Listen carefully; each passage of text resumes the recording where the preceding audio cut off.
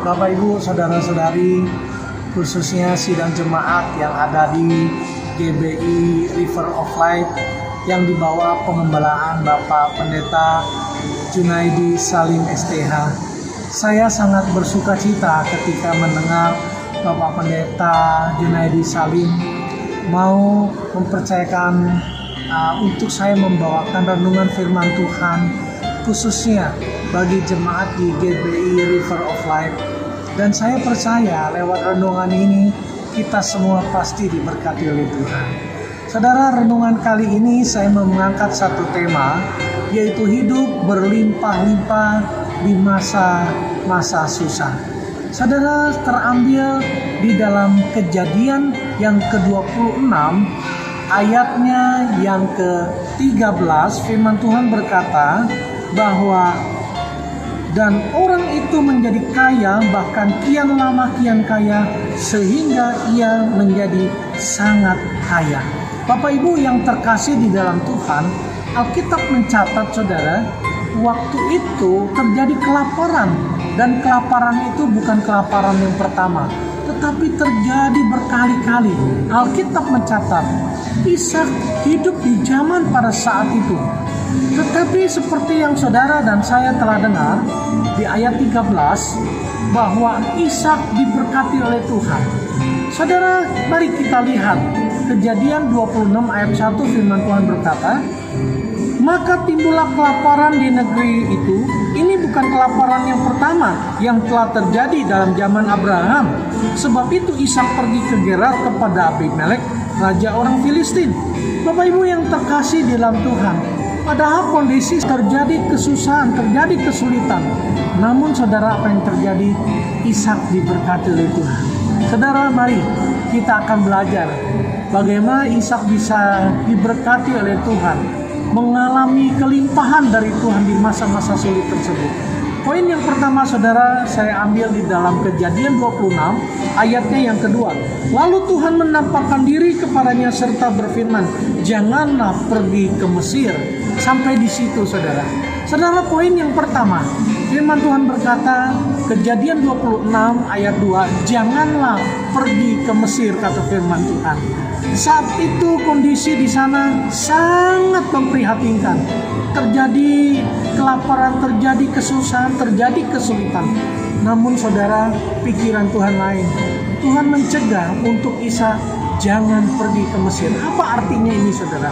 Saudara, firman Tuhan berkata, jangan pergi ke Mesir. Mesir bicara tentang kehidupan yang lama. Tuhan mau kita semua, khususnya GBI River of Life, tetap hidup dalam hidup yang baru. Jangan lagi hidup dalam cara hidup yang lama. Kalau kita mau diberkati Tuhan, hidup berlimpah di masa-masa susah. Poin yang pertama, jangan tinggal dalam kehidupan yang lama. Ku telah mati dan tinggalkan cara hidupku yang lama. Semuanya sia-sia dan tak berarti lagi. Saudara, Tuhan mau kita tetap hidup dalam hidup yang baru. Tahun 1996, saudara, saya dipanggil Tuhan dalam kehidupan saya yang lama. Saya dipanggil dari sebuah penjara. Tuhan berfirman kepada saya di 2 Korintus 5 ayat 17. Jadi siapa yang ada di dalam Kristus, dia adalah ciptaan yang baru. Yang lama sudah berlalu, yang baru sudah datang. Dari poin ayat itu saudara, saya belajar hidup dalam hidup yang baru. Sampai hari ini, 23 tahun sudah, saya lihat karya-karya Tuhan begitu indah. Saudara, mari kita hidup berlimpah di masa-masa susah. Poin yang kedua saudara, tetap di ayatnya yang kedua di dalam Kejadian 26 ayatnya yang kedua. Lalu Tuhan menampakkan diri kepadanya serta berfirman, janganlah pergi ke Mesir. Saudara, saat itu saudara, Alkitab mencatat Ishak mau melanjutkan niatnya pergi ke Abimelek, raja orang Filistin itu. Namun di tengah jalan Tuhan berfirman, jangan pergi ke Mesir.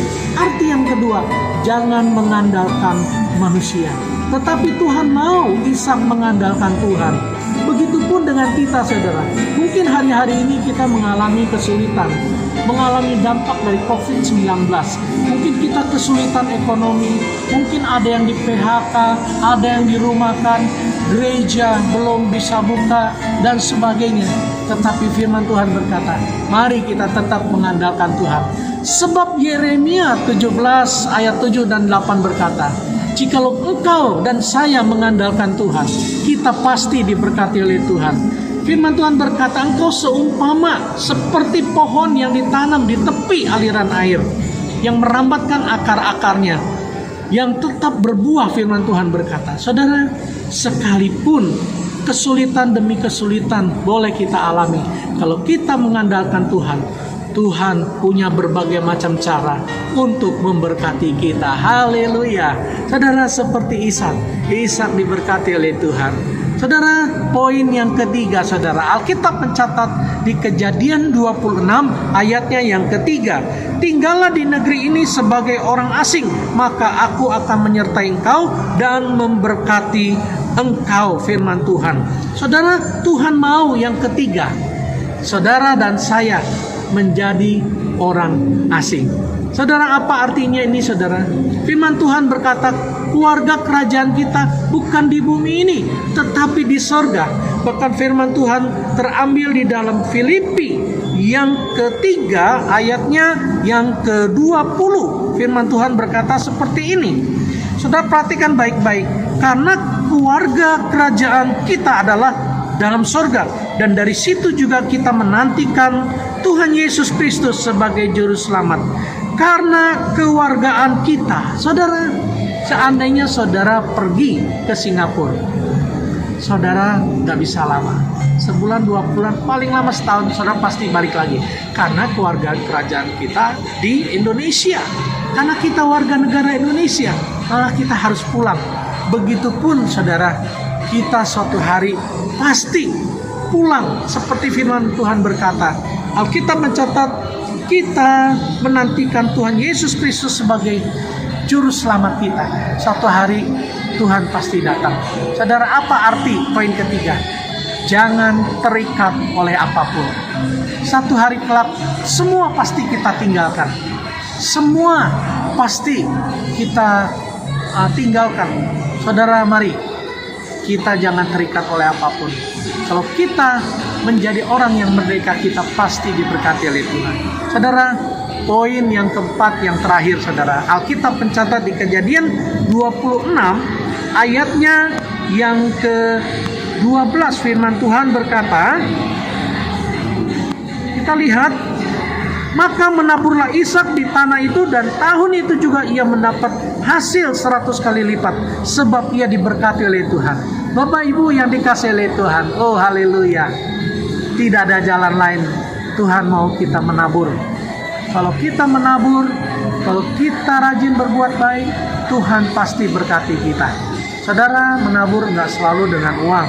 Kita bisa menabur kebaikan, kita bisa menabur uang, kita bisa menabur perhatian, kita bisa menabur segala hal di dalam hidup ini. Tetapi yang pasti, kalau kita menabur, pasti kita menuai. Mari saudara, banyak memberikan hidup kita bagi Tuhan. The more you give, the more you receive. Semakin Anda memberi, semakin Anda banyak menerima. Ada beberapa kawan yang complain like this, yang mengeluhkan seperti ini. But look, I have done something good to him, but what he did to me? Aku telah melakukan hal yang baik bagi dia, tapi apa yang dilakukan untukku? Hey you, if you want to do good, just do good, unconditional. Jika mau melakukan hal yang baik, lakukan saja tanpa syarat. Kebaikan akan datang pada Anda, mungkin bukan dari dia, tapi dari orang lain. Tuhan punya banyak cara untuk membalas kebaikan Anda. Tahun 1996, waktu saya mendekam dalam sebuah penjara, Tuhan suruh saya menaburkan hidup saya bagi Tuhan. Sampai hari ini, saudara, saya hidup mengandalkan Tuhan. Saya menaburkan hidup saya bagi Tuhan, dan Tuhan pelihara saya sampai hari ini. Oleh anugerahnya saya tidak kekurangan satu apapun. Tuhan memberkati kita semua, dan kita percaya bahwa renungan singkat ini akan membawa kita kepada kehidupan yang kekal. Shalom. Mari kita berdoa, saudara. Bapak yang baik, terima kasih Tuhan buat renungan singkat ini. Kami percaya lewat 4 hal ini, Tuhan bawa kita kepada kelimpahan demi kelimpahan.